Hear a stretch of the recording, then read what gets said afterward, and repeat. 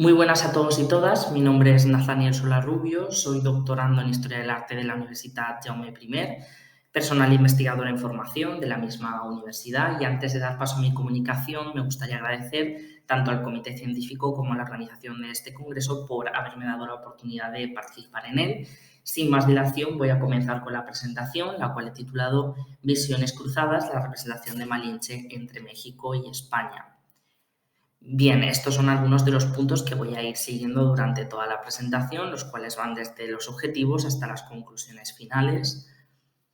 Y bueno, básicamente el objetivo principal de esta comunicación versará en hacer una aproximación a las representaciones artísticas de Malinche en el espacio comprendido entre México y España, teniendo en cuenta las particularidades iconográficas y los discursos contextuales que sostienen a Malinche, Malinchín, como sujeto y hilo conductor activo de los distintos imaginarios.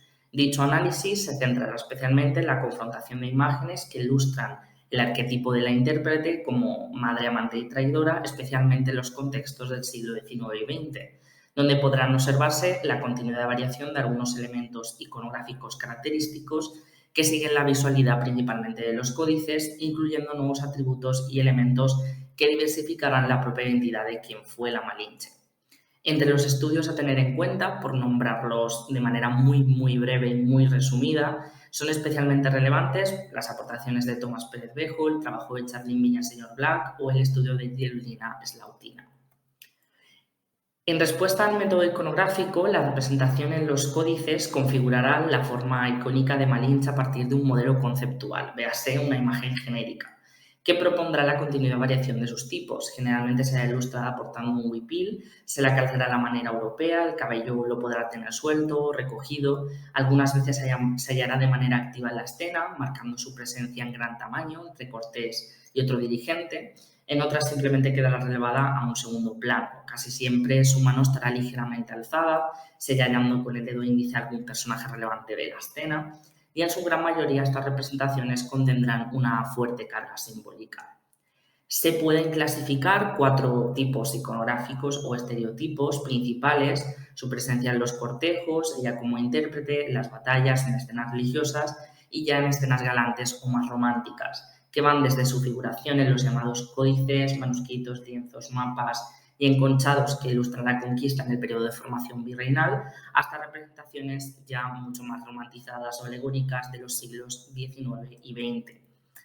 Las conclusiones que pueden extraerse en relación a estas primeras representaciones de Malinche, yo señalaría 3, todas ellas englobadas en el intercambio material y artístico sobre los hechos y las relaciones de la conquista.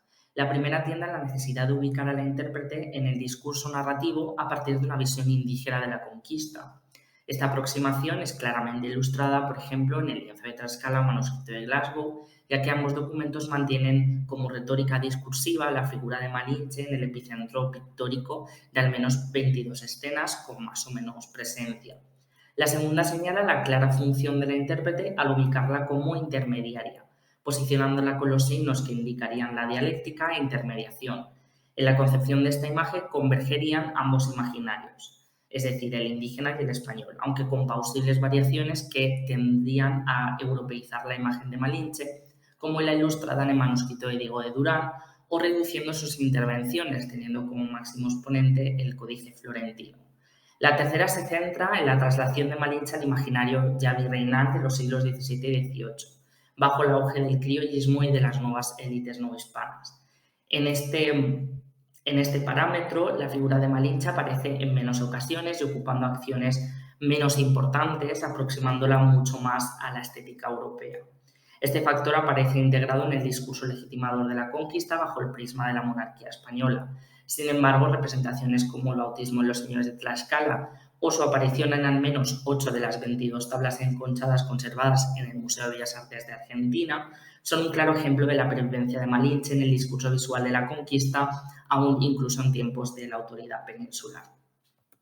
Bien, en resumen, citando y siguiendo el trabajo de Tomás Pérez Bejo y ya entrando en la temática del siglo XIX, la plasmación pictórica de los hechos de la conquista en las versiones mexicanas pues va a tener una lectura esencialmente moral. Se decide, obviamente, dada la orientación de la construcción nacional mexicana tras la independencia, que la conquista fue mala salvo la cristianización. En la versión española este carácter moral va a faltar casi por completo. No se tratará sobre si la conquista fue buena o mala, algo irrelevante desde la perspectiva española, sino demostrar cómo determinados rasgos que el nacionalismo español consideraba distintivos del ser nacional habían tenido su plasmación en el momento de la conquista. Malinche, dentro del entramado de los nuevos discursos nacionalistas, acogerá sus tres arquetipos más nombrados y definidos, ella como madre, amante y traidora. Para reducir el estudio he empleado el método comparativo a partir de tres obras procedentes de la pintura de historia española, desarrollada en el marco oficial del academicismo en las exposiciones nacionales, y otras tres inscritas ya en el entorno artístico del muralismo mexicano del siglo XX. Bien, la obra de Antonio Gómez Cros, la representación de Eusebio Valdeperas o la pieza de Manuel Ramírez Ibáñez son los exponentes más directos sobre la representación de Malinche durante el periodo de la pintura de historia española decimonónica. Malinche aparece en las tres obras como testigo y apoyo de la narrativa, una heroína conversa y exótica. En su mayoría sigue el aspecto iconográfico de la alegoría de América. Con ello, la idea de la intérprete se disipa dando paso a un acentuado carácter pasivo y romántico propio del contexto donde primaba el orientalismo, resultando en el arquetipo de la amante. En México, el indigenismo histórico desarrollado a partir del XIX dio paso a la creación de héroes y antihéroes que sirvieron de ejemplo y base sobre la lealtad al nuevo Estado independiente. Tras ello, la imagen de Malinche se transformó radicalmente, ocasionando su arquetipo como traidora. Sin embargo, también se le otorgará un papel arquetípico como madre de la nación mestiza, que emergió tras la magnificencia llevada a cabo por los historiadores hispanistas en México, los cuales la consagrarían como símbolo de la fusión étnica y racial que daría lugar a la actual nación mexicana. Para los artistas del muralismo mexicano, Malinche aparecería inscrita en el ciclo dedicado a la conquista de México, siguiendo la línea un poco de la pintura de historia mexicana. La obra más representativa en torno al mestizaje y esta idea sobre la madre emergiría en el mural realizado por José Clemente Orozco, titulado Cortés y Malinche. En este caso, el cuerpo desnudo de la indígena no es de un interés exótico, sino más bien realista, predominando las cualidades expresivas y retóricas de la gestualidad. Las figuras no expresarían tanto una historia, sino una idea. Una de las figuras femeninas representadas por Diego de Rivera en el mural Epopeya del Pueblo Mexicano también ejemplificarían a Malinche.